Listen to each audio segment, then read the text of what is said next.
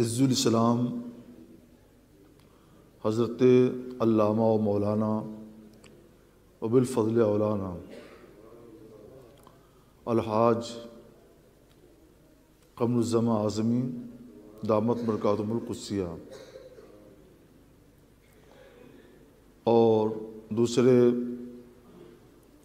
علماء، فقہاء، حفاظ، قراء، شعراء نعت اور جملہ حاضرین بزم، السلام علیکم ورحمۃ اللہ وبرکاتہ۔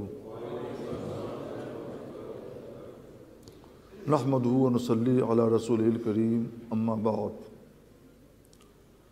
عن انس بن مالک قال قال رسول اللہ صلی اللہ تعالی علیہ وسلم لا یؤمن احدکم حتی اکون احب الیہ من ولدہ ووالدہ والناس اجمعین۔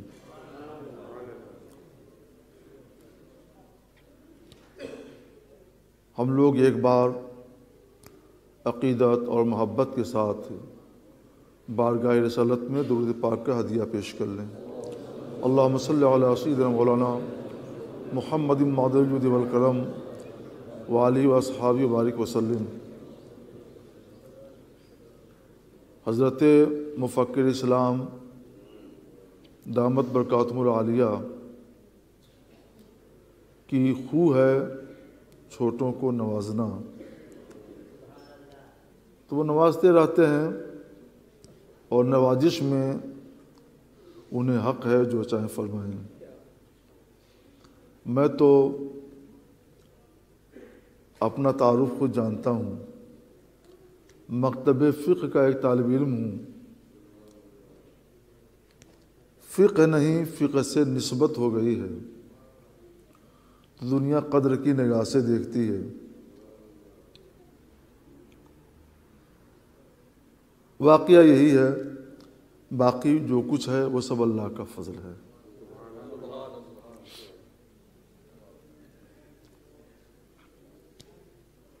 میں ایک درسگاہ کا مدرس ہوں، لیکن آج عاشق رسول اعلیٰ حضرت امام احمد رضا رضی اللہ تعالیٰ عنہ پر گفتگو کے لیے حاضر ہوا ہوں۔ حضرت نے اشارہ کیا تو میں انکار نہیں کر سکا، کیونکہ میری جو کچھ بھی تصنیفات، تالیفات، تحقیقات آپ جانتے ہوں گے، ان کی بنیاد اعلیٰ حضرت علیہ رحمۃ الرضوان کی تحقیق پر ہے۔ تو جن کا میرے اوپر اتنا احسان، تو کچھ تو ان کی ثنا خوانی کر دوں۔ ان کی حیات مبارکہ کے بہت سے گوشے ہیں اور الگ الگ مختلف گوشوں پہ سیر حاصل گفتگو ہمارے یہ بزرگ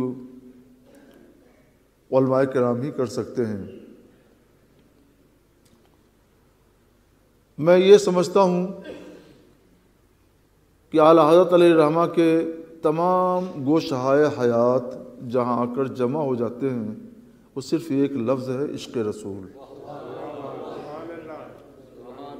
سمیٹ لیجئے تو عشق رسول ہے، اور پھیلا دیجئے تو سینکڑوں گوشہائے حیات ہے۔ ان کی پوری زندگی عشق رسول کے محور کے گرد گردش کرتی رہی۔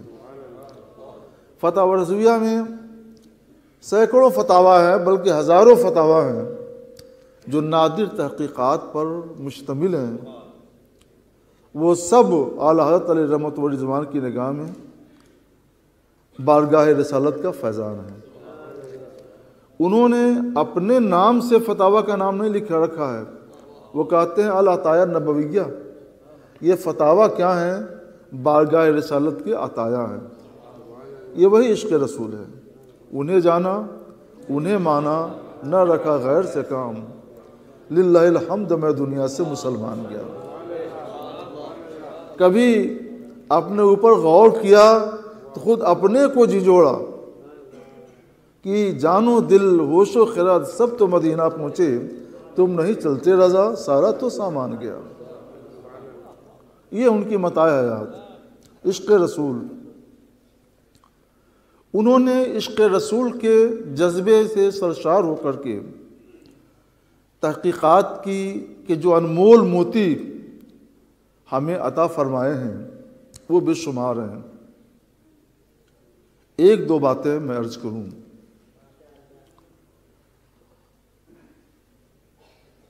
جو نصوص ہیں کتاب اللہ کے، سنت رسول اللہ کے، جب وہ پڑھتے ہیں، ہم بھی پڑھتے ہیں، ہم لوگ پڑھتے ہوئے گزر جاتے ہیں اور وہ پڑھتے ہیں تو اس سے بہت کچھ قیمتی نکات نکال لاتے ہیں۔ مثلا مشہور آیت کریمہ ہے لِتُؤْمِنُوا بِاللَّهِ وَرَسُولِهِ وَتُعَزِّرُوهُ وَتُوَقِّرُوهُ وَتُسَبِّحُوهُ بُكْرَةً وَأَصِيلًا۔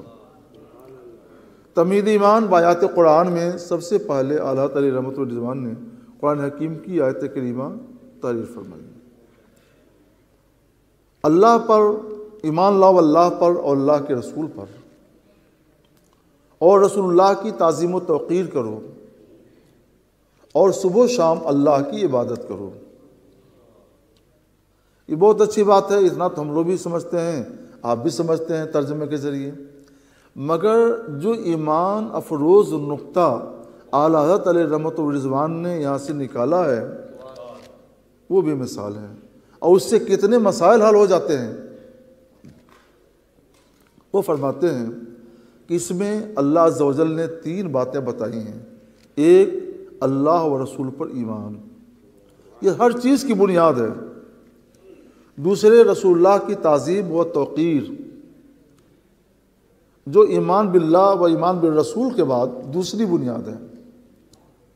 تیسرے، اللہ عز و جل کی تسبیح و عبادت، جو تمام اعمال میں سب سے افضل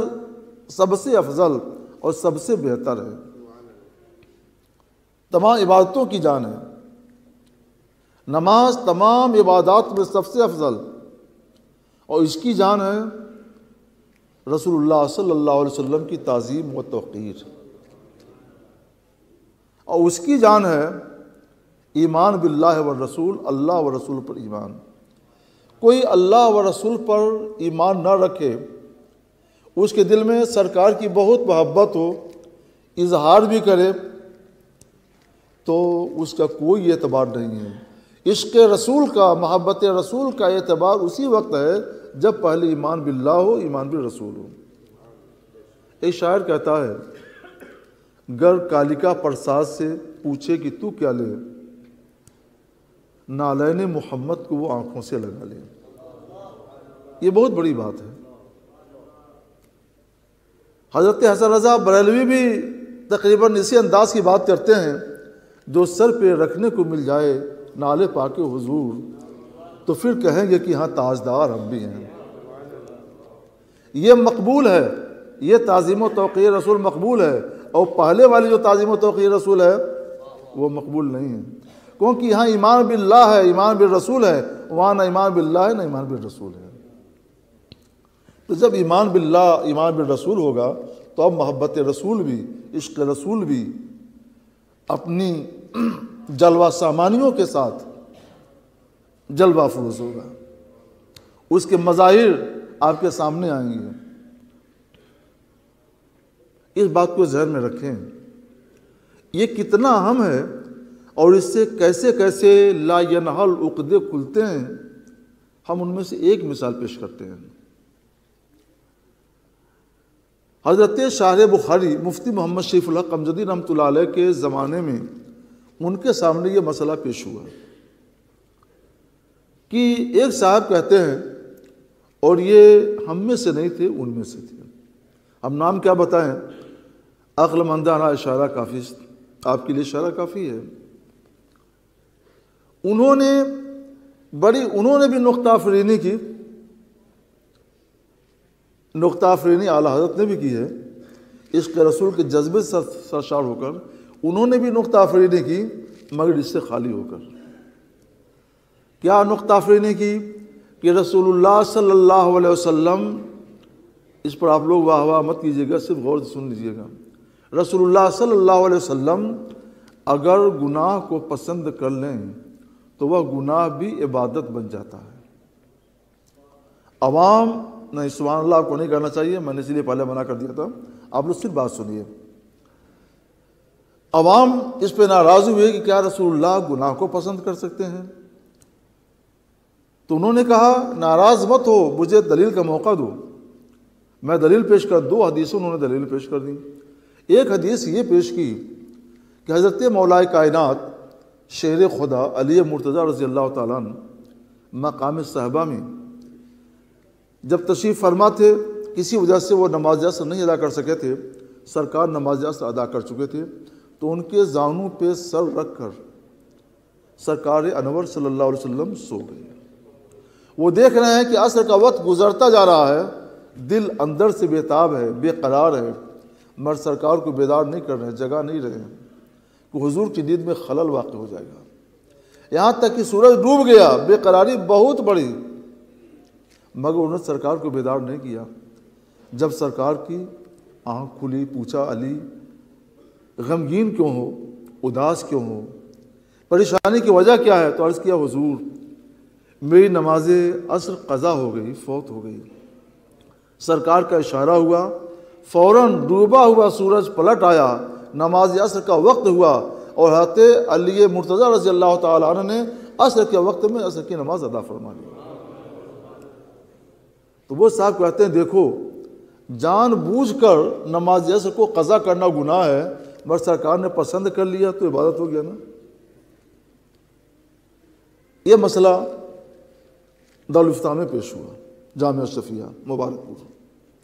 دوسری دلیل دی کہ حضرت سیدنا ابوبکر صدیق رضی اللہ تعالیٰ عنہ جب غار حرا میں تھے،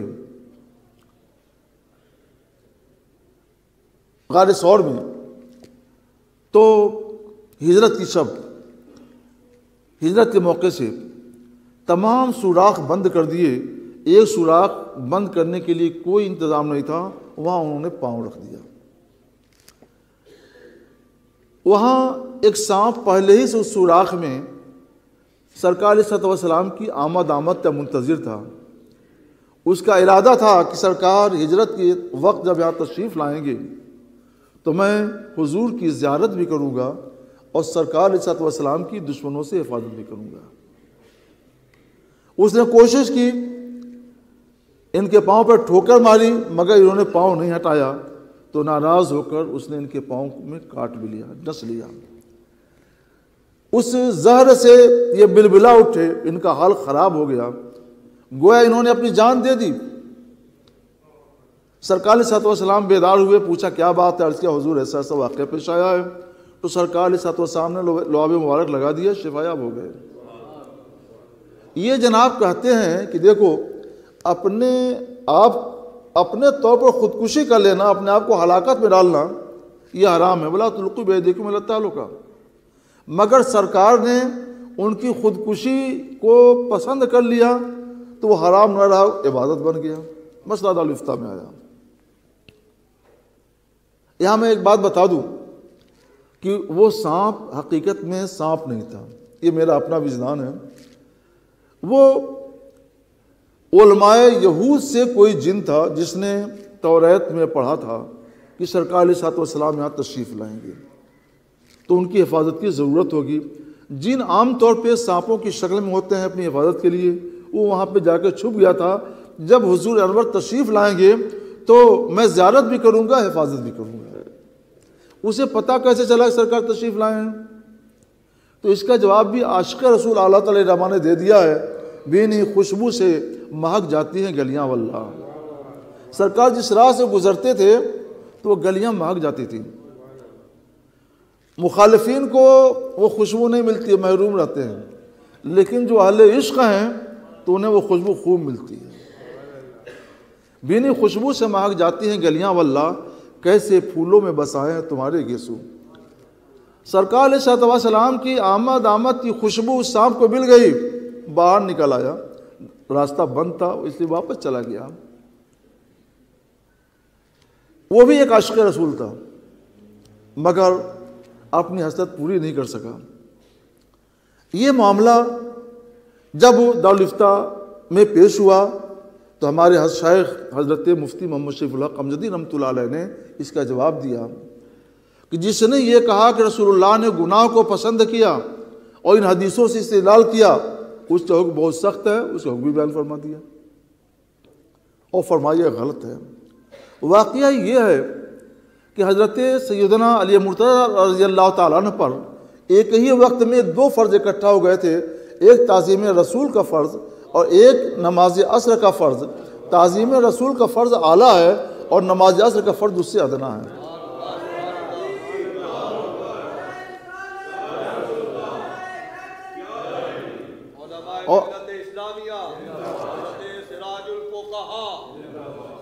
اور ایک ہی وقت میں ایک ہی آدمی پر جب دو فرض اکٹھا ہو جائیں، اعلیٰ بھی اور ادنا بھی، تو ایک انسان دونوں فرائض کو ایک ساتھ نہیں ادا کر سکتا۔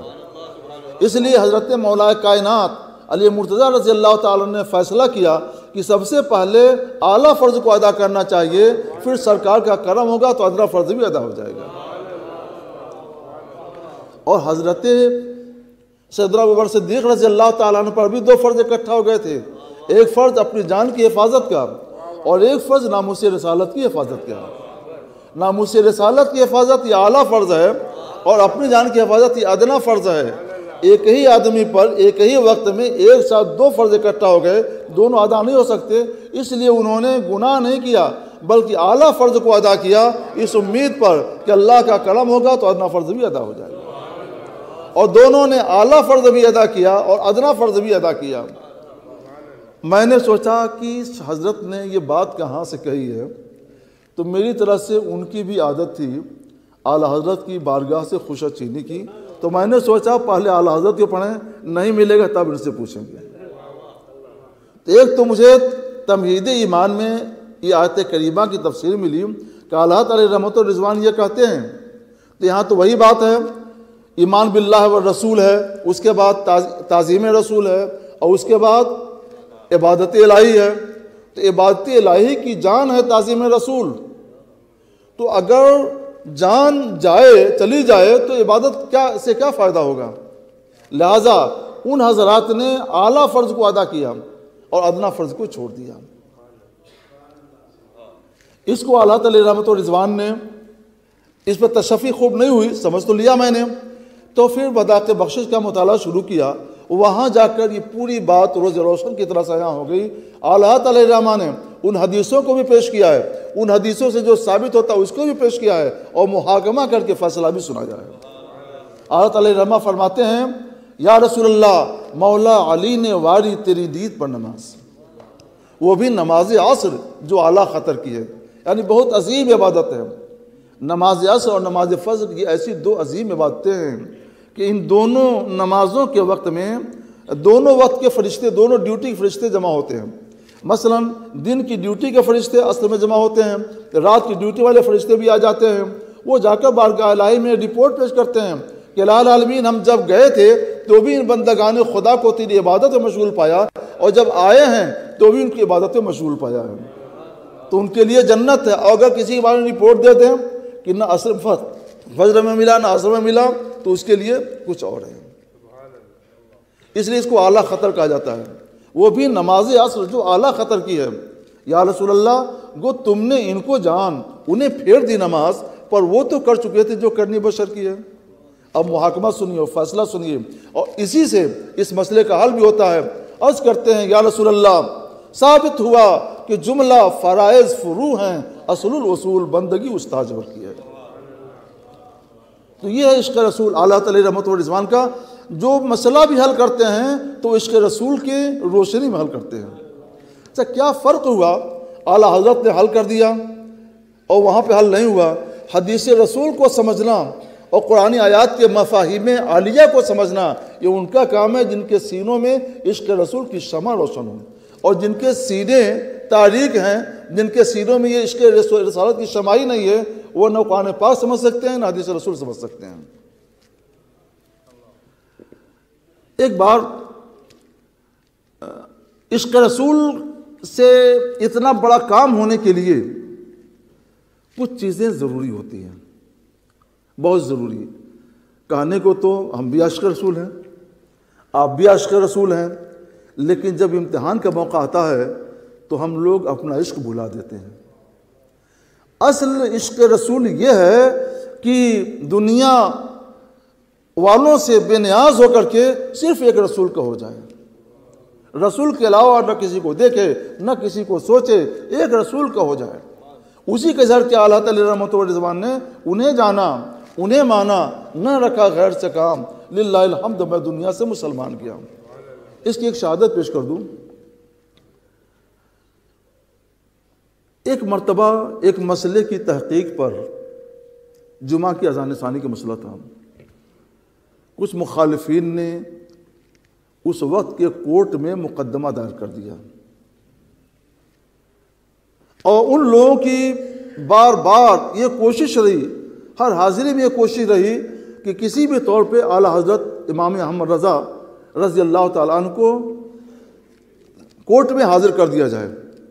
اعلیٰ حضرت علیہ رحمہ کو جب معلوم ہوا کہ ان کی پوری کوشش یہی ہے، بار بار کوشش یہی ہے، تو اعلیٰ حضرت علیہ رحمہ نے فرمایا کہ کورٹ میں احمد رضا تو احمد رضا، اس کی جوتی بھی نہیں جائے گی۔ اتنی بڑی بات ہے۔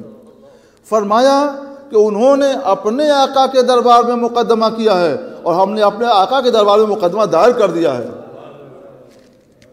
ہم نے اپنے آقا کے دربار میں مقدمہ دائر کر دیا ہے، اور ہوگا وہی جو ہمارے آقا چاہیں گے، وہ نہیں ہوگا جو ان کے آقا چاہیں گے۔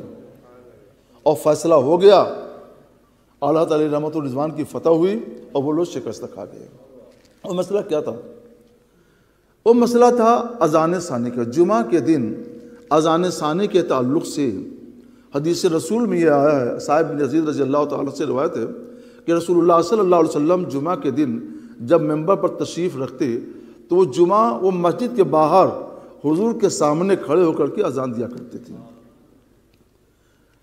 اور اسی پر عمل جاری تھا حضرت ابوبکر صدیق رضی اللہ تعالیٰ عنہ کے زمانے میں، حضرت عمر فاروق اعظم رضی اللہ تعالیٰ عنہ کے زمانے میں، اور کبھی یہ منقول نہیں ہے کہ اس کے خلاف عمل ہوا ہو۔ تو یہ رسول اللہ صلی اللہ علیہ وسلم کی سنت ثابتہ بھی ہے، اور ساتھ ہی اس کے اوپر عہد صدیقی کا اجماع ہے، عہد فاروقی کا اجماع ہے، عہد عثمانی کا اجماع ہے، عہد مرتضوی کا اجماع ہے، اور بعد کے ادوار کے مسلمانوں کا اجماع ہے۔ جس پر اجماع امت ہو اور جو مسئلہ سنت ثابتہ سے ثابت ہو اس پر عمل کیا جائے گا، اور وہ سنت اگر مر رہی ہو تو وہ مجدد کا کام ہے کہ اس سنت کو زندہ کر دے۔ اعلیٰ تعالی رحمۃ و رضوان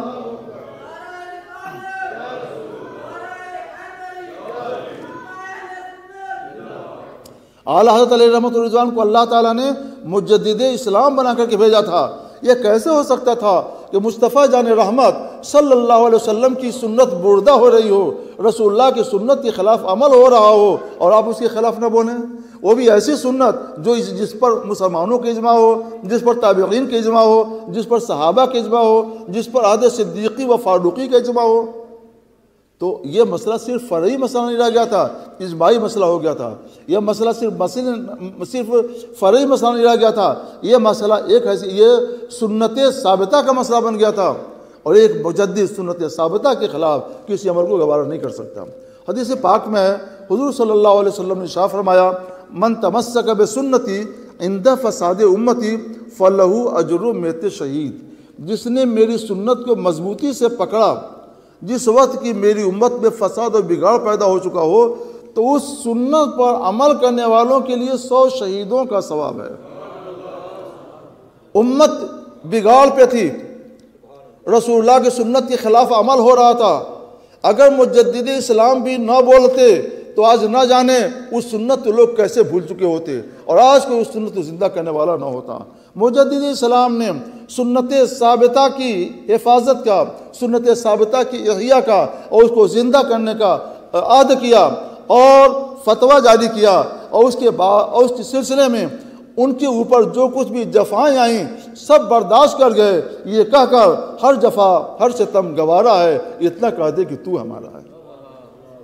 تو یہ تھا عاشق رسول صلی اللہ علیہ وسلم کا کہ فتوے کی ایک دو مثالیں۔ ایک آدھ بات اور سن لیجئے، عاشق رسول کا کام یہ ہوتا ہے کہ جو پسند ہو محبوب کو اسی راہ پر عاشق بھی چلے۔ رسول اللہ صلی اللہ علیہ وسلم نے کبھی نماز نہیں چھوڑی تو اللہ علیہ رحمت و رضوان نے بھی کبھی نماز نہیں چھوڑی۔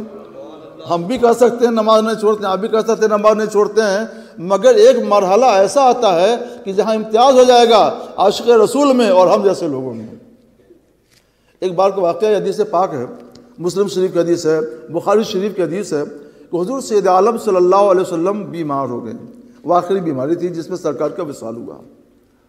آپ نے حکم دے دیا کہ مروا ابا بکر فلیصلی بالناس، ابو بکر کو حکم دو کہ وہ لوگوں کو نماز پڑھائیں۔ انہوں نے نماز پڑھانی شروع کر دی۔ پھر کسی موقع سے سرکار علیہ السلام کو افاقہ ہوا، اس لائق ہوئے کہ آپ مسجد کو جا سکیں، مگر کس شان سے گئے نماز کی ادائیگی کے لیے گئے، لوگوں کو بتانے کے لیے گئے کہ کسی بھی حال میں نماز کو تم چھوڑنا نہیں، تو گئے تو کس شان سے گئے۔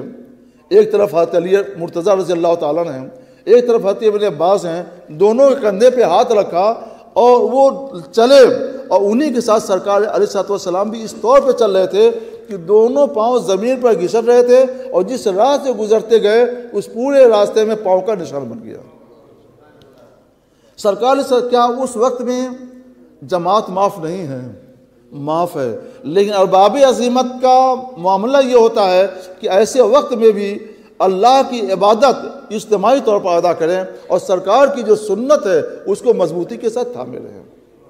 سرکار تشریف لے گئے، حضرت ابوبکر صدیق رضی اللہ تعالیٰ کے بائیں طرف بیٹھ گئے، آپ نے بیٹھ کے نماز پڑھائی، اور صدیق اکبر رضی اللہ تعالیٰ نے تکبیر کہا کر کے لوگوں تک سرکار علیہ السلام کی تکبیرات اور تسمیات کو پہنچایا۔ یہ حدیث آپ نے بارہا سنی ہوگی علماء کرام کے ذریعے، بخاری شریف میں بھی ہے، مسلم شریف میں بھی ہے، اور کئی طرح کی روایتیں اس بارے میں ہیں۔ تمام روایتوں کا ایک مختصر خاکہ میں نے آپ کے سامنے پیش کر دیا۔ ہم یہ جاننا چاہتے ہیں کہ کیا رسول اللہ صلی اللہ علیہ وسلم کے بعد کوئی ایسا عاشق رسول گزرا ہے جو رسول اللہ کی اس نماز کی یاد تازہ کر دے؟ ہم نے تاریخ اسلام کا احاطہ تو نہیں کیا ہے، اور ہم تاریخ کے طالب علم بھی نہیں ہیں، اس لیے ہمارے پاس مثالیں نہیں ہیں۔ ہمارے پاس ایک مثال ہے جن سے ہم نے فیض حاصل کیا ہے اور جن سے ہم فیض حاصل کرتے ہیں۔ ہمارے پاس ان کی ایک مثال ہے کہ رسول گرامی وقار صلی اللہ علیہ وسلم نے جماعت میں حاضری کے لیے جو سنت امت کے سامنے پیش کی ہے، اس سنت کو زندہ کر کے اور اس سنت کو کی یاد تازہ کر کے جس نے ہم کو دکھلائی ہے وہ ہے اعلیٰ حضرت امام احمد رضا علیہ رحمۃ اللہ۔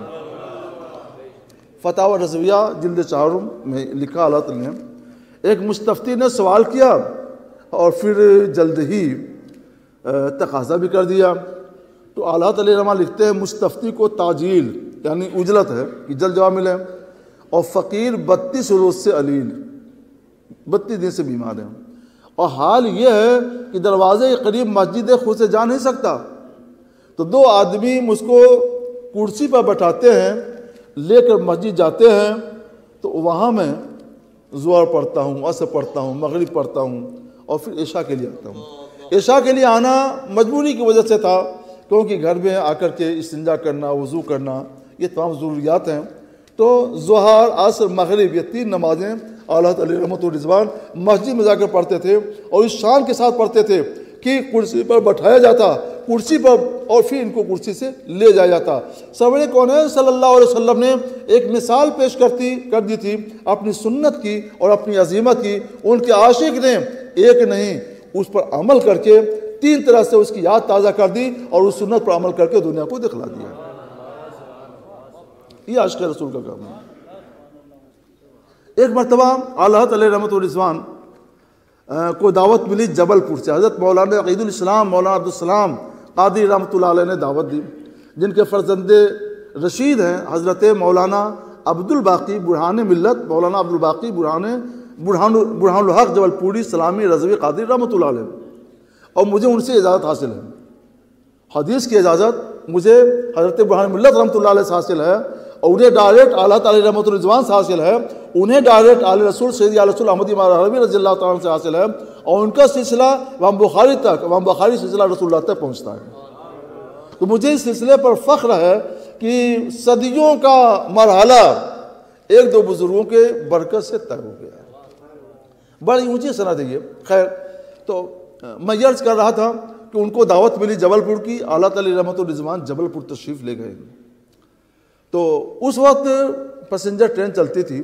جب نماز کا وقت ہوتا تو اسٹیشن پر اترتے، وضو کرتے، جماعت کے ساتھ نماز پڑھتے اور اس کے بعد پھر بیٹھتے تو ٹرین چلتی تھی.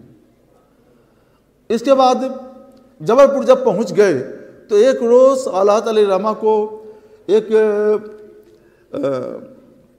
آبشار کی زیارت، ایک آبشار دکھانے کے لیے لوگ پنچوٹی گھاٹ پر لے گئے. آبشار سے پانی گر رہا تھا، جھرنا. اعلیٰ تعالی رحمہ نے دیکھا. جب تک نماز کا وقت ہو گیا تو کسی سے کہتے نہیں ہیں، خود کھڑے ہو گئے کہ اب نماز پڑھ لی جائے. کھڑے ہوئے اور اللہ اکبر اذان شروع کر دی. میں نے سوچا کہ اتنے بڑے عالم تھے، کسی سے بھی، سب علماء ہی ساتھ میں تھے، کسی سے بھی کہہ دیتے تو وہ اذان دے دیتا، یہ نماز پڑھا لیتے. اصل میں ایک مسئلہ یہ آتا ہے کہ نماز امامت افضل ہے کہ اذان دینا افضل ہے. تو ہمارے علماء نے فرمایا کہ امامت افضل ہے اذان سے، کیونکہ سرکار علیہ الصلوۃ والسلام نے، بعد کے خلفائے راشدین نے امامت کو اپنایا ہے، اذان کو نہیں. تو اعلیٰ تعالی رحمت الرضوان نے اس دن اذان کو اپنایا. کیوں اپنایا؟ کیا وجہ ہے؟ تو مجھے جو سجو ہو گئی، میں نے تلاش کیا کہ میں نے یہ دیکھا سرکار علیہ الصلوۃ والسلام نے کیا کیا ہے. تو مجھے مل گیا، حدیث کی کتاب میں مل گیا کہ حضور سید عالم صلی اللہ علیہ وسلم نے ایک مرتبہ سفر میں اذان دی ہے. اعلیٰ تعالی رحمہ نے سوچا کہ سرکار نے اذان دی ہے، ایک مرتبہ دی ہے، سفر میں دی ہے، میں آج سفر میں ہوں، نہ جانے پھر یہ موقع ملے کہ نہ ملے. سرکار کی سنت کے عشق میں آپ نے اذان دے دی.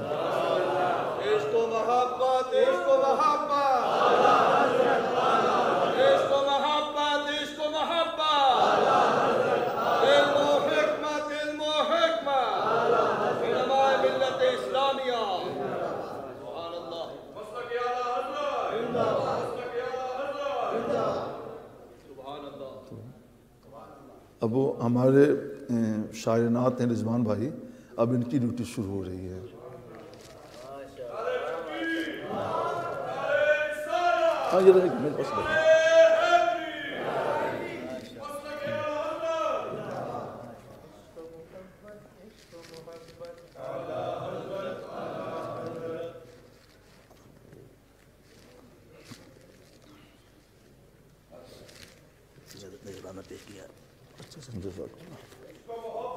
کیا نام آپ کا؟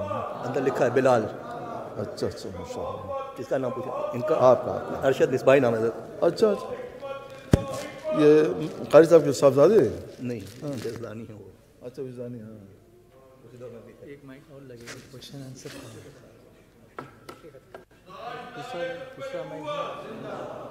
جب تک دوسرا مائک ارینج ہوتا ہے ہم پڑھتے ہیں. عشق و محبت، عشق و محبت، اعلیٰ حضرت، اعلیٰ حضرت. عشق و محبت، عشق و محبت، اعلیٰ حضرت. آپ مجدد دین و ملت، آپ مجدد دین و ملت. میرے احمد رضا، میرے احمد رضا، میرے احمد رضا، میرے احمد رضا. عشق و محبت، عشق و محبت. پڑھیے نا، کافی دیر سے بیٹھے ہیں آپ. عشق و محبت، عشق و محبت. ایک آدمی کی آواز سب پہ بھاری پڑ رہی ہے تو سب ایک پہ بھاری پڑیے نا. عشق و محبت، عشق و محبت، اعلیٰ حضرت، اعلیٰ حضرت. آپ مجدد دین و ملت. دل میں شمع عشق احمد تیرے دم سے ہے روشن. دل میں شمع عشق احمد تیرے دم سے ہے روشن. تو نے بتائی شان رسالت، تو نے بتائی شان رسالت. اعلیٰ حضرت، اعلیٰ حضرت. عشق و محبت، عشق و محبت. آپ مجدد دین و ملت. تو اب وقت آ گیا ہے آپ کے کچھ سوالات حضرت کی خدمت میں پیش کرنے کا. اصل کئی برسوں سے یہ سلسلہ چلتا ہے. ممبئی میں، انڈیا میں، مختلف شہروں میں جب اجتماعات ہوتے ہیں، سنی دعوت اسلامی کے اجتماعات ہوتے ہیں، تو سوال و جواب کی نشست is one of the most absorbing sessions of the ijtima. And it's not like we present the questions in advance to Hazrat. Instant questions people throw at Hazrat and Hazrat gives the answer, mashallah. Allah ne ye khas fazl farmaya hai. Anyways, I've got some questions with me which Huzur Mufakkir Islam has given to me to be presented to Huzur Surajul Fuqaha. آپ فرائض کی بات فرما رہے تھے. جی جی. کچھ اعلیٰ فرض ہے، کچھ ادنا فرض ہے. نماز کے اندر بھی کچھ فرض ہوتے ہیں. ہاں. جیسے قیام کرنا، رکوع کرنا، سجود. اب اگر ایک شخص سجدہ کرنے پہ قادر نہیں ہے، سجدہ نہیں کر سکتا، تو وہ فرض تو ادا نہیں ہوگا اس سے. اور کھڑے ہو کر وہ رکوع وغیرہ کر سکتا ہے، جبکہ قیام بھی فرائض نماز میں شامل ہے اور رکوع بھی فرائض نماز میں شامل ہے. سجدے پر قادر ہے لیکن بیٹھ نہیں سکتا، تو کیا وہ سجدہ کرنے کے لیے کرسی پر بیٹھ کر اشارے سے نماز پڑھ سکتا ہے، یا اس کا کچھ خاص طریقہ ہے اس کو ادا کرنے کا؟ کرسی پر کب پڑھی جا سکتی ہے نماز؟ جو معذور ہو وہ کرسی پر نماز پڑھ سکتا ہے، اور جو معذور نہیں ہے وہ کرسی پر نماز پڑھے گا تو نماز نہیں ہوگی. معذور کون ہے؟ جس کے کمر میں یا گھٹنے میں اتنی شدید تکلیف ہے کہ کھڑے ہو کر وہ رکوع سجدہ نہیں کر سکتا. قیام جو واجب ہے، فرض ہے، سجدہ میں قیام سے جانے کے لیے ہے، اور سجدہ میں قیام سے وہ جا نہیں سکتا ہے، عاجز ہے، کیونکہ گھٹنے کو موڑ نہیں سکتا. پیٹھ میں، کمر میں اتنی درد ہے، تکلیف ہے، ڈاکٹر نے منع کر دیا ہے کہ کچھ بھی موڑا تو کچھ بھی ہو سکتا ہے، عاجز ہے وہ. تو جو رکوع سجدہ دونوں سے عاجز ہے وہ تو بلا شبہ بیٹھ کر نماز پڑھے گا. فقہاء نے یہ لکھا ہے کہ زمین پر بیٹھے اور جس طور پر بن پڑے اس طور پر بیٹھ کر نماز پڑھے. زمین پر بیٹھے؟ زمین پر بیٹھ کر. اچھا. زمین پر بیٹھ کر نماز کرسی کی بات نہیں آئی؟ نہیں، ابھی کرسی کی بات نہیں ہے. جی. زمین پر بیٹھ کر نماز پڑھے. جی. اصل نماز جو ہوتی ہے، سرکار نے جو نماز پڑھی ہے وہ زمین پر ہی نماز پڑھی ہے. اچھا. ہم فرائض کی بات کر رہے ہیں. جی. نفل سرکار علیہ الصلوۃ والسلام نے سواری پر بھی پڑھی ہے. اچھا. جی. لیکن جو فرض نمازیں ہیں اور جو واجب نمازیں ہیں وہ سرکار علیہ الصلوۃ والسلام نے زمین پر پڑھی ہیں. تو جہاں سرکار نے پڑھی ہے وہیں پر معذور کو بھی پڑھنا چاہیے. اچھا. لیکن ہم دیکھتے ہیں کہ چوکی پر، تخت پر نماز پڑھنا بھی جائز ہے. اس لیے جائز ہے کہ وہ زمین سے ملا ہوا ہے، تو کرسی بھی زمین سے ملی ہوئی ہے، لہذا کرسی پر بھی بیٹھ کر پڑھ سکتے ہیں. بیٹھ کر پڑھیں گے تو بھی اشارے سے نماز پڑھیں گے، اور کرسی پر بیٹھ کر پڑھیں گے تو بھی اشارے سے پڑھیں گے. تو کرسی پر بیٹھ کر پڑھنا جواز میں، حد جواز میں، یعنی صرف جائز ہے، اور زمین پر بیٹھ کر پڑھنا اس کے لیے جائز بھی ہے اور افضل بھی ہے. جائز تو اس لیے معذور ہے، اور افضل کیوں ہے کہ رسول اللہ صلی اللہ تعالی وسلم نے زمین پر ہی نماز پڑھی ہے. سرکار کی جو آخری نماز پڑھی، ابھی میں نے آپ کو حدیث پاک سنائی، سرکار معذور تھے، صحت کے لحاظ سے کھڑے نہیں ہو سکتے تھے، تو حضور زمین پہ بیٹھ گئے اور زمین پہ بیٹھ کر سرکار نے نماز پڑھائی. اور صحابہ حضور کے پیچھے کھڑے تھے، کیونکہ صحابہ معذور نہیں تھے، وہ کھڑے ہو کر رکوع میں اور سجدے میں جا سکتے تھے، تو ان حضرات نے کھڑے ہو کر نماز پڑھی، اور سرکار علیہ السلام امام تھے، آپ نے بیٹھ کر نماز پڑھائی. تو جب ہمارے آقا نے بیٹھ کر پڑھی، زمین پر بیٹھ کر پڑھی، تو ہم بھی اگر معذور ہوں گے تو ہمارے لیے افضل یہ ہے کہ حضور کی سنت پر عمل کریں. جی. جہاں تک جواز کی بات ہے تو کرسی پر بھی بیٹھ سکتے ہیں، یہ جائز. جی. مگر کرسی کیسی ہو؟ ایک کرسی کا نقشہ یہ بھی ہے، ممبر جو آپ دیکھ رہے ہیں یہ بھی ہے. ایک یہ بھی ہے جو ہمارے مولانا ارشد صاحب تشریف فرما ہے، تو اس انداز کی کرسی ہونا چاہیے، تھوڑا دکھلا دیجیے اس کو، اس انداز کی کرسی ہونی چاہیے کہ پشتا ہو، پیٹھ لگانے کی جگہ ہو اور ہاتھ رکھنے کی جگہ نہ ہو۔ اچھا، ہاتھ رکھنا ہے، ہاتھ آپ بیٹھ جائیے، آپ دستانہ نہیں چاہیے، دستہ نہیں چاہیے، جیسے اس میں دستہ ہے، دستہ نہیں چاہیے، کیونکہ یہ جگہ زیادہ لے، یہ کرسی جگہ زیادہ لے گی، جب جگہ زیادہ لے گی تو کم نمازی آئیں گے، اور صفوں میں ممکن حد تک دوری بھی رہے گی، تو جہاں تک ہو سکے صفوں کو سٹا کر رکھا جائے اور زیادہ سے زیادہ لوگوں کو اس صف پہ رکھنے کا موقع دیا جائے۔ اس کے لیے ضروری ہے کہ ایسی کرسی استعمال کی جائے جس میں دستہ نہ ہو، کرسی پتلی ہو تاکہ جگہ کم لے، دستہ نہ ہو تاکہ جگہ کم لے، پشتا رہ سکتا، یہ جائز ہے۔ یہ اس کے لیے ہوا جو رکوع سجدہ دونوں سے عاجز ہے۔ لیکن سوال یہ ہے کہ ایک آدمی ایسا ہے جو رکوع کر سکتا ہے جی، اور سجدہ نہیں کر سکتا، کھڑا ہو سکتا ہے، ہاں کھڑا ہو سکتا ہے، جی، تو اس کے لیے میرا اپنا موقف یہ ہے کہ وہ کھڑے ہو کر تکبیر تحریمہ کہے جی، اور کھڑے ہو کر ہی وہ رکوع میں جائے، جب رکوع کر لے تب اس کے بعد سے بیٹھ جائے اور بیٹھ کر کے رکوع سجدہ اشارے کے ساتھ ادا کرے۔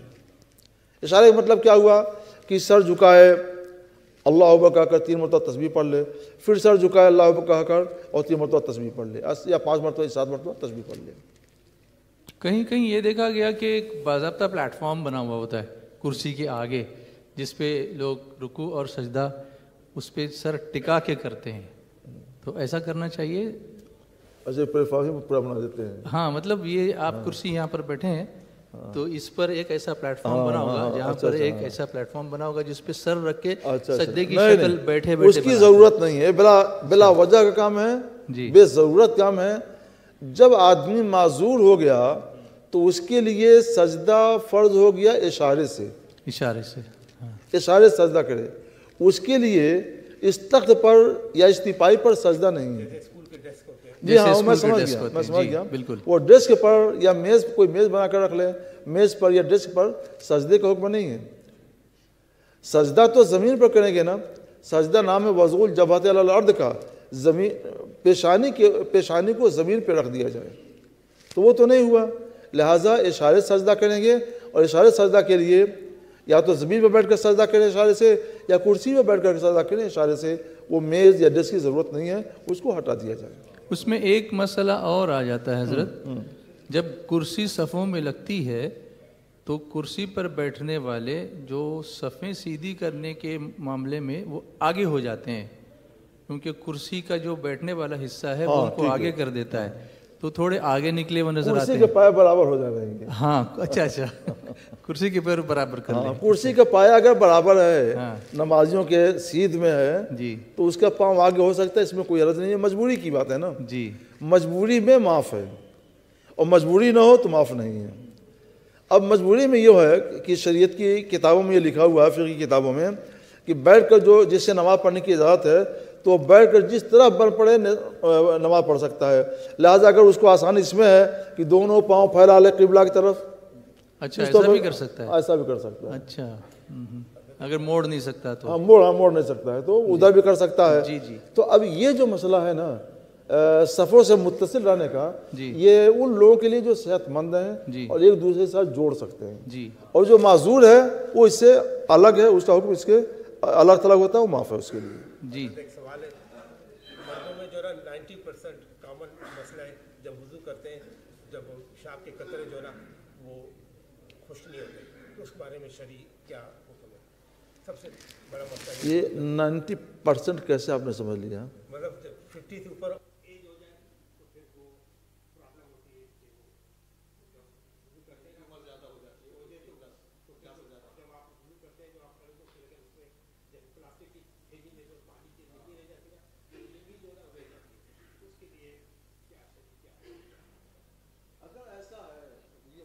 جی،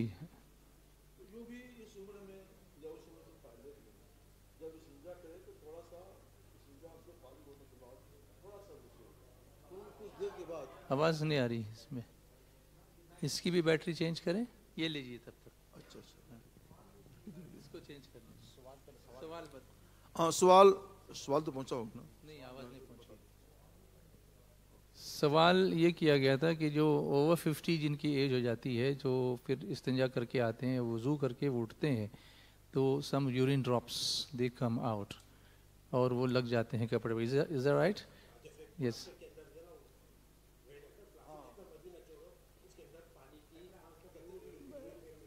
ہاں تو وہ یورین ڈراپس کا ہی سوال ہے، اس کے لیے کیا حکم ہوگا؟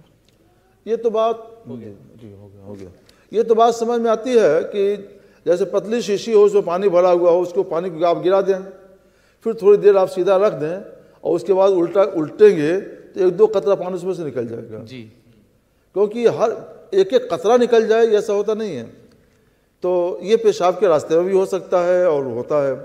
اس کا طریقہ یہ ہے کہ استنجا کر لیں، جب فارغ ہو لیں تو کھڑے ہو کر تھوڑا سا پاؤں کو اوپر نیچے، دونوں پاؤں، کبھی دائنا پاؤں اوپر کریں نیچے کریں، پھر بایاں پاؤں اوپر کریں نیچے کریں، 2-4 قدم چل لیں، جائیں آئیں تو وہ قطرے نکل جائیں گے. اس کے لیے ضروری یہ ہے کہ آپ کے پاس کوئی مٹی کا ڈھیلا ہو یا اس طرح کی کوئی بھی بنی ہوئی چیز ہو تو اس کو وہاں پہ لگا لیں، اور جب وہ قطرہ نکل جائے تو آپ پانی سے دھو کر پاک کر لیں. اس کے بعد وضو بنا کر کے نماز. ٹیشو پیپر یوز کر سکتے؟ ٹیشو پیپر استعمال کر سکتے ہیں. جی. تو یہ مسئلہ ہو گیا. اچھا، اس میں ایک اور تھا کرسی والے معاملے میں حضرت، کہ کرسیاں پہلے لگ گئیں پھر کچھ لوگ بعد میں آ گئے. تو کبھی ایسا ہوتا ہے کہ ایک مخصوص طرف ہی پہلے سے کرسیاں لگی ہوئی ہوتی ہیں مسجد میں، اور صفیں آگے بنتی ہیں، کبھی وہ مسجد اتنی بھرتی ہے کبھی نہیں بھرتی، تو پھر وہ صف ان کی متصل ہوتی ہے یا نہیں ہوتی؟ نہیں، ایسا نہیں کرنا چاہیے. یہ انتظامیہ کے لوگوں کو آسانی دینے کے لیے اس طرح سے کر لیتے ہیں. ایسا نہیں کرنا چاہیے. جو لوگ کرسیاں الگ کہیں رکھ دیں اور جن کو حاجت ہے وہ کرسیاں اٹھا سکتے ہیں، کیونکہ اپنے گھر سے وہ پیدل چل کر آ جاتے ہیں، کئی 100 میٹر چل لیتے ہیں تو وہ اٹھا بھی سکتے ہیں، کمزور نہیں ہوتے ہیں. صرف کمر میں اور گھٹنے میں تکلیف ہوتی ہے، اس لیے وہ سجدے میں نہیں جا سکتے ہیں. تو وہ کرسی اٹھا کر جہاں صف میں جگہ خالی ہو وہاں کرسی لگائیں اور وہاں پہ نیت باندھ کر کے نماز پڑھیں. کرسیاں لگائی ہوئی نہ رکھیں، اس سے کیا ہے صف قطع ہوگی، صف کٹے گی. اور حدیث شریف میں ہے، سرکار صلی اللہ علیہ وسلم نے ارشاد فرمایا، من وصل صفن وصلہ اللہ، جو سب کو جوڑے اسے اللہ جوڑے، اور من قطع صفن قطعہ اللہ، جو سب کو کاٹے اسے اللہ کاٹے. تو ہم کو اس سے ڈرنا چاہیے، اور کرسیوں کے لیے، کرسیاں رکھنے کے لیے اللہ سے انتظام کر دیں، جس کو ضرورت ہو وہاں سے کرسی اٹھائے لے کے چلا ہے. جی.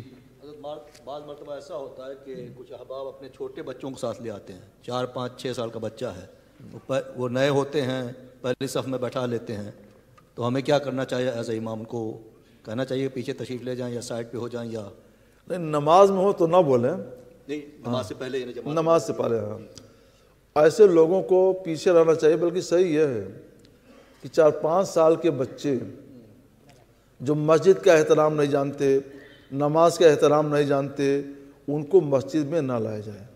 اللہ کے رسول صلی اللہ علیہ وسلم کا فرمان ہے، حکم ہے، جنبوا مساجدکم صبیانکم و مجانینکم، اپنی مسجدوں کو بچاؤ اپنے بچوں سے اور اپنے پاگلوں سے، ورفع خصوماتکم، اور بلند آواز سے بات کرنے سے، اور بیعکم و شراکم، اور خرید و فروخت سے. نہ مسجد میں خرید و فروخت کی جائے، نہ مسجد میں بلند آواز سے بات کی جائے. ہم جو بول رہے ہیں تم تو دین کی بات بتا رہے ہیں، یہ دنیا کی بات بلند آواز سے، دنیا کی بات کرنی بھی نہیں چاہیے، اور یوں بھی بلند آواز سے ہوتی ہے برا ہے. اور بچے جو مسجد کا احترام نہیں جانتے، کہیں بھی پیشاب کر دیں گے، گندگی پھیلا دیں گے، تو ان کو مسجد میں لانا جائز نہیں ہے. تو ان کو منع نہ کریں، ان کو پہلے سے مسئلہ سمجھائیں. امام صاحب کی ذمہ داری، علماء کی ذمہ داری، ان کو مسئلہ سمجھائیں کہ ایسے بچوں کو نہ لائیں. ہاں، جب وہ بچے 7 سال کے ہو جائیں ان کو سمجھاتے رہیے. 7 سال کے ہو گیا بچے، پوری عمر ہو گئی اور وہ سمجھدار ہو گیا، مسجد کا ادب احترام سمجھنے لگے، تو اب ان کے بعد اس کو لا سکتے ہیں. اچھا، کرسی والے مسئلے پر ایک اور تھوڑی سی اور تفصیل چاہیے. اگر سجدہ کرنے پر قادر ہے مگر بیٹھ نہیں سکتا، سجدے میں جا سکتا ہے مگر بیٹھ نہیں سکتا زمین پر، تو کیا وہ سجدہ کرنے کے بعد پھر کرسی پر بیٹھ جائے اور باقی چیزیں قیام اور رکوع کھڑا ہو کے کرے؟ سجدہ کر سکتا ہے، بیٹھ نہیں سکتا. بیٹھنے زمین پہ نہیں بیٹھ سکتا. اچھا. ہاں، تشہد میں نہیں بیٹھ سکتا. قیام کر سکتا ہے؟ رکوع کر سکتا ہے, سجدہ کر سکتا ہے, زمین پہ نہیں بیٹھ سکتا. اچھا ہاں, تو اگر وہ قیام کرے, رکوع کرے, سجدے میں جائے اور پھر اٹھ کے کرسی پہ بیٹھ کے تشہد پڑھے, وہ کرے, ایسا کر سکتا ہے. اچھا, کیونکہ وہ سجدے سے عاجز نہیں ہے. جی, اجازت اس کے لیے جو سجدے سے عاجز ہو, اور یہ سجدے سے عاجز نہیں ہے تو اسے ایسا کر لینا چاہیے. جی جی. حاضرین, یہ سوال و جواب کا سلسلہ لندن سے اس سفر میں شروع ہوا ہے. لندن میں ہوا, لیسٹر میں ہوا, ابھی یہاں آنے سے پہلے پریسٹن میں ہوا. بہت سارے کویشچنس پوچھے گئے ہیں. اس میں میوچول فنڈ کے کویشچنس ہیں, ایکویٹی شیئرز کے کویشچنس ہیں, پریفرنس شیئر کے کویشچنس ہیں, پینشن اور میوچول فنڈ کا اس میں انویسٹ کرنا, اس کے تعلق سے کویشچنس ہیں. شیئر مارکیٹ میں, اسٹاکس ایکسچینج میں جو انویسٹمنٹ کرنا ہے اس کے کویشچنس ہیں. فوریکس میں آپ انویسٹ کر سکتے ہیں یا نہیں, کرپٹو کرنسی میں آپ انویسٹ کر سکتے ہیں یا نہیں. یہ کرپٹو کرنسی حضرت جس وقت یہ سٹارٹ ہوئی تھی نا, بالکل ہم لوگوں کو بھی کچھ نہیں پتا تھا اس کا. اس وقت میں نے پہلی مرتبہ بمبئی میں حضرت سے سوال کیا تھا, اور اس وقت جتنی تفصیل سے حضرت نے کرپٹو کرنسی ہم کو سمجھائی تھی, شاید وہ جو کھیلتے ہیں ان کو بھی نہیں پتا ہوگا کہ کرپٹو کرنسی کیا ہوتی ہے. اتنا اللہ تعالیٰ نے حضرت کو ملکہ عطا فرمائے, اللہ جزائے خیر عطا فرمائے. یہ سلسلہ اور آگے چلے گا انشاءاللہ, اور بھی ٹاؤنس میں حضرت کے بیانات ہوں گے اور سوال و جواب کی نشستیں ہوں گی. اس مسجد میں بھی انشاءاللہ اس ویکینڈ کو جو سنی دعوت اسلامی کا اجتماع ہے 7 اور 8 سپٹمبر کو, آپ آئیے گا انشاءاللہ. تو سیٹرڈے سنڈے حضرت کی نشستیں انشاءاللہ رہیں گی. تو برنگ مور کویشچنس, اس طرح کے کویشچنس بھی. آرگن ڈونیشنز ہیں, آئی ڈونیٹ کر سکتے ہیں, کڈنی ڈونیٹ کر سکتے ہیں کہ نہیں کر سکتے ہیں, بلڈ ڈونیشن کا کیا حکم ہے, شرعی حکم. So many things to learn, یعنی اتنی چیزیں ہیں جو ہم سوچ بھی نہیں سکتے. حضرت نے اس پہ کتابیں لکھ دی ہیں ماشاءاللہ.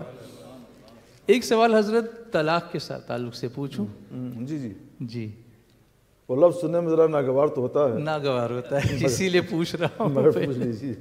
کورٹ میں جج نے جیسا لکھا ہے میں پیش کر رہا ہوں, آپ کچھ اسس کر سکتے ہیں مجھے. کورٹ میں اگر جج نے طلاق دے دی ہے تو یہ طلاق ہو جائے گی؟ اگر شوہر نے طلاق کے فیصلے پر دستخط کر دیے یا پہلے سے دستخط کر دیا ہے تو طلاق واقع ہوگی یا نہیں؟ اس بارے میں ہم قرآن پاک اور حدیث پاک دونوں سے ایک ایک باتیں سنا دیتے ہیں وکیل شریعت کی حیثیت سے. جی, آپ لوگ جج ہوں گے, فیصلہ آپ کرنا ہے. اچھا, آپ وکیل ہیں. ہم وکیل شریعت کی حیثیت سے گفتگو کریں گے. قرآن شریف میں اللہ تعالیٰ ارشاد فرماتا ہے بِیَدِهِ عُقْدَةُ النِّکَاحِ, شوہر ہی کے ہاتھ میں نکاح کی گرہ ہے. نکاح کر کے ذریعے جو رشتے کا بندھن ہے اس نے باندھا ہے, اسی کے ہاتھ میں اسی گرہ ہے. وہ چاہے تو کھول لے اور چاہے تو نہ کھولے. کھولنے کا طریقہ کیا ہے؟ ہاتھ سے نہیں کھولا جاتا ہے, زبان سے طلاق دے دیا کھل جائے گی. وہ بندھن, رشتے کا یہ بندھن طلاق سے کھولا جاتا ہے. تو اللہ تعالیٰ کیا فرماتا ہے بِیَدِهِ عُقْدَةُ النِّکَاحِ, شوہر ہی کے ہاتھ میں نکاح کی گرہ ہے. حدیث شریف سنیے, مسلم شریف کی حدیث ہے. اللہ کے رسول صلی اللہ علیہ وسلم نے ارشاد فرمایا انما الطلاق لمن اخذ بالساق, طلاق کا اختیار صرف اس کو ہے جو بیوی کا پاؤں پکڑے. حاجت کے وقت میں بیوی کا پاؤں پکڑنے کی ضرورت پیش آتی ہے, تو جو بیوی کا پاؤں پکڑ سکتا ہے اسی کو طلاق دینے کا اختیار ہے, وہی طلاق دے سکتا ہے. سمجھا نہیں حضرت؟ سمجھ میں نہیں یعنی آیا. شوہر ہی کو طلاق دینے کا اختیار ہے. ہاں, لیکن یہ پاؤں پکڑنے والی کیا مطلب شوہر کو جماع کے وقت میں شوہر کو یہ حاجت پیش آ سکتی ہے جی کہ اس کا پاؤں پکڑ لے, ادھر ادھر کر لے. حضرت اس ملک میں ایک پرابلم یہ بھی, لڑکیاں بغیر کسی وجہ کے جو ہے نا وہ چلی جاتی ہیں کونسل کے پاس, جی ہمیں کھلا چاہیے. لڑکوں کو پتہ بھی نہیں ہوتا ہے, تو وہ جو ہے نا ان کو 1-2 خط لکھ کے بعد اس کی خلا کی ڈگری دے دے, جی آپ کو طلاق ہو گئی ہے. اس بارے میں کیا؟ حضرت وہیں آ رہے ہیں, وہیں آ رہے ہیں. ہاں, میں نے اسی کو بیان کیا. اصل میں یہ جو ہوا اور وہاں جو اجازت مل گئی, تو جج نے بھی جو کیا اور لڑکی نے بھی جو کیا اس کا ایک بڑا مقصد کیا ہوتا ہے کہ اس کے گزارے کے لیے حکومت کی طرف سے انتظام ہو جائے. جی حکومت اس کو خرچ دے دیتی ہے. اب یہ کمائے نہ کمائے، محنت کرے نہ کرے، گھر بیٹھے اس کو وظیفہ ملتا رہے گا، اسے خرچ چلتا رہے گا. ہو سکتا ہے اس میں شوہر کی طرف سے بھی رضامندی ہو. تو خرچے کی حد تک، خرچے کے انتظام کی حد تک کہ حکومت سے خرچ کا انتظام ہو جائے، وظیفہ مل جائے، یہ فیصلے کافی ہیں. لیکن جدائی کی حد تک کہ شوہر کے اوپر بیوی کوئی حق نہ رہے، ایسا نہیں ہے. اس کی بیوی ہے اور عورت کا حق اس کے شوہر پر بنا رہے گا. جو حقوق اسلام نے عورت کو دیے ہیں کہ شوہر وہ حق ادا کرے، تو شوہر پر واجب ہے کہ اس کا وہ حق ادا کرتے رہے. حکومت کے طرف سے جج نے جو کیا ہے وہ اس لیے کیا ہے تاکہ حکومت کی طرف سے اس کو وظیفہ مل جائے. تو وہ کام تو ہو گیا، جو ہونا چاہیے تھا وہ ہو گیا. لیکن شوہر کے ذمہ شریعت نے کچھ حق ادا کیے ہیں، واجب کیے ہیں. وہ حق تو اس کی ذمہ واجب ہے اور اس پر لازم ہے کہ اس کے حقوق ادا کرتا رہے. تو یہ کورٹ والی جو بات پوچھی گئی تو اس کو کیسے کلیئر کریں گے؟ وہ کریں، وہ کورٹ جانے، وہ حکومت جانے. نہیں دستخط تو کر دیے اس نے. نہیں، طلاق نہیں. دستخط تو اس نے کر دیے ہیں شوہر نے.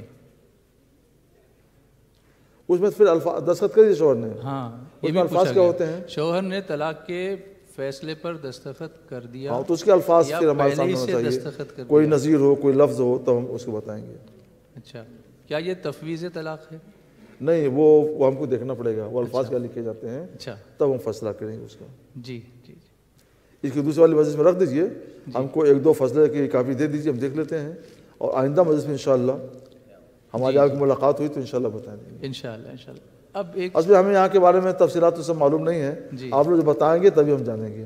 ٹھیک ہے، انشاءاللہ اس کی ڈیٹیل لے لیتے ہیں. اب وقت کا کیا 10 منٹ اور ہے. اچھا، ایک سوال نکاح کے تعلق سے. ایک سوال نکاح کے تعلق. ہاں، یہ اچھی بات ہے. اچھی بات ہے. لڑکی کے والدین کسی دوسرے ملک میں ہیں اور ان سے اجازت لینا مشکل ہے، تو کیا بغیر ولی کی اجازت بالغہ لڑکی کا پہلا نکاح ہو سکتا ہے؟ نکاح تو ہو سکتا ہے، لیکن یہ بات نہیں سمجھ میں آئی کسی بھی ملک میں ہوں تو ان سے اجازت کیوں نہیں لی جا سکتی ہے. جیل میں ہوں تو قیدیوں سے بھی اجازت لے لی جاتی ہے. جو جیل میں نہیں ہے تو اس سے تو بدرجہ اولی اجازت لی جا سکتی ہے. فون کا سسٹم ہر جگہ ہے، تو ایسی بات نہ کہی جائے کہ ان سے اجازت نہیں لی جا سکتی. اجازت تو لی جا سکتی ہے. اب وہ اجازت نہ لینے میں کوئی اور عذر ہو تو اس کو بیان کر سکتے ہیں کہ مثلا آپ کو یہ خوف ہے کہ ہم نے تو اپنا رشتہ طے کر لیا ہے، اب ہو سکتا ہے ماں باپ سے کہیں تو وہ لوگ اجازت نہ دیں. تو یہ سب باتیں ہو سکتی ہیں. اگر لڑکی نے ایسے جگہ اپنے نکاح پر رضامندی ظاہر کی کہ وہاں نکاح ہونا ماں باپ کے لیے ننگ و عار یا شرم کی بات نہیں ہے، تو ماں باپ کو بھی راضی رہنا چاہیے کہ عورت لڑکی نے جو فیصلہ کیا ہے ہم بھی اس پر راضی ہیں، وہ نکاح صحیح و درست ہوگا. جی، اسی تعلق سے ہاں، مگر یہ ضروری ہے جی کہ یہ لوگ جو نکاح کریں وہ گواہوں کی موجودگی میں ہو. جی 2-4-5 گواہ کم سے کم رہنا چاہیے، ان گواہوں کی موجودگی میں نکاح کریں. اب اگر ماں باپ طرف سے اجازت مل جاتی ہے تو بہت اچھا، نہیں اجازت ملتی ہے تو انہیں اطلاع کر دی جائے کہ ہم نے نکاح کر لیا ہے اور نکاح ایسی جگہ پہ ہوا ہے کہ دونوں کے درمیان کوئی ننگوار کی بات نہیں، کوئی شرم کی بات نہیں ہے اور دونوں عزت کی زندگی گزار سکتے ہیں، تو کوئی بات نہیں، جائز ہے. جی، اسی پر ایک سوال اور مزید ہے. ٹیلی فون پر نکاح کی حیثیت کیا ہے؟ کیا یہ نکاح فضولی کی حیثیت رکھتا ہے؟ ٹیلی فون پر جی، جب میں طالب علم تھا تو ہمارے استاذ نے ہمیں مشق کرانے کے لیے سوال دیا تھا. اچھا، ہاں جب آپ پڑھ رہے تھے. ہاں، جی، اور آج آپ نے یہ سوال کیا ہے. اچھا جو لکھا پڑھا تھا نیاز نے اسے صاف دل سے بھلا دیا. کیا بات ہے. برسوں کی بات ہو گئی، لیکن سنیے، سناتے ہیں. نکاح کے لیے جو چیزیں ضروری ہیں وہ پائی جانی چاہیے. گواہ ضروری ہے، گواہوں کی موجودگی میں نکاح ہو. اور اس کے بعد یہ ضروری ہے کہ جب ایجاب ہو، مثلا لڑکا کہتا ہے کہ میں نے نکاح کیا تو لڑکی کہتے ہیں میں نے قبول کیا، یا لڑکی نے اجازت دے دی تو لڑکا کہتے ہیں میں نے قبول کیا. ایک ساتھ ہونا چاہیے، ایک مجلس میں ہونا چاہیے. مثلا ہم دونوں بیٹھے ہوئے ہیں، لڑکا بیٹھا لڑکی بیٹھی ہے، تو ایک نے کہا میں نے نکاح کیا، دوسرا کہا میں نے قبول کیا. تو ایک مجلس میں، ایک بیٹھک میں ایجاب و قبول دونوں ہوں، اور دونوں کے ایجاب و قبول کو کم سے کم 2 گواہ سنیں سمجھیں. اب آئیے ہم فون پر دیکھتے ہیں فون پر کیا ہوتا ہے. فون پر اگر لڑکے نے کہا دیا تم سے نکاح کیا، وہ کہا دیا میں نے قبول کیا، تو نکاح نہیں ہوگا. لیکن فون پر نکاح کرنا ضروری ہو کسی وجہ سے تو کیسے کریں گے؟ لڑکی مثلا انگلینڈ میں رہتی ہے اور لڑکا مثلا انڈیا میں رہتا ہے، تو لڑکی وہاں کے عالم کو فون کر کے کہہ دے کہ آپ میرا نکاح فلاں بن فلاں سے جو فلاں جگہ کا رہنے والا ہے اتنے روپے مہر کے عوض میں کر دیں، میں آپ کو وکیل بناتی ہوں. وہ قبول کر لے. اور مولانا صاحب کی ذمہ داری ہے کہ لوگوں کی ایک محفل جمع کر لیں، 8 آدمی 10 آدمی 20 آدمی جتنے بھی جمع کر سکیں کر دیں. اس مجلس میں لڑکا بھی ہو اور یہ اعلان کر دیں کہ فون کے ذریعے فلانا بنت فلان ہے جو فلاں جگہ کی ساکنہ ہے، مجھے وکیل بنایا ہے کہ میں اس کا نکاح اتنے روپے مہر کے عوض میں اس لڑکے کے ساتھ جس کا نام یہ کر دوں. لہذا آپ لوگوں کی گواہی میں نے اپنی موکلہ فلانا بنت فلاں ساکنہ فلاں کا عقد نکاح اتنے پاؤنڈ مہر کے عوض میں تمہارے ساتھ کیا، تم نے قبول کیا. وہ کہتے میں نے قبول کیا، سب لوگ سن لیں، نکاح ہو گیا. اچھا سبحان. طریقہ وہی رہا جی جو ہوتا ہے دیسی طریقہ، مگر انہوں نے فون کو آن کر رکھا ہے، لاؤڈ اسپیکر آن کر رکھا ہے، وہ بھی سن رہی ہے یہ بھی سن رہے ہیں، تو فون کا فائدہ بھی حاصل ہو رہا ہے اور شریعت نے جو شرطیں لگائی ہیں وہ شرطیں بھی پوری ہو رہی ہیں. سبحان اللہ سبحان اللہ. یہ نکاح عام لوگوں کے ذریعے نہیں ہو سکتا ہے. کوئی خاص آدمی جو نکاح کے مسائل کو جانتا ہے، جیسے ہمارے حضرت مولانا رشد صاحب ہیں، حضرت مولانا مفتی ایوب صاحب ہیں، اور رضوان بھائی کو چھوڑوں ہمیشہ ان کا ساتھ ہمارا ہے. تو اس طرح کے لوگ نکاح پڑھا دے تو ہو جائے. جی حضرت. جب وہ وکالت کا حق دے گی حضرت تو اس وقت 2 شاہدان کا ہونا ضروری تو نہیں ہے؟ نہیں، اس میں ضروری نہیں ہے. جی حضور اور بھی سوالات ہیں اس میں، چاند کی رویت کے تعلق سے کچھ سوالات ہیں، یا جمعہ کے قیام کے تعلق سے کچھ سوالات ہیں. انشاءاللہ وقت اس وقت گنجائش نہیں لگ رہی ہے تو ہم آئندہ نشستوں میں انشاءاللہ ملاقات ہوتی ہے، پھر تفصیل کے ساتھ نشست جاری رہے گی. انشاءاللہ ہم آپ کی باتیں سنیں گے، آپ ہماری باتیں سنیں گے. انشاءاللہ. بہت شکریہ، جزاک اللہ خیر.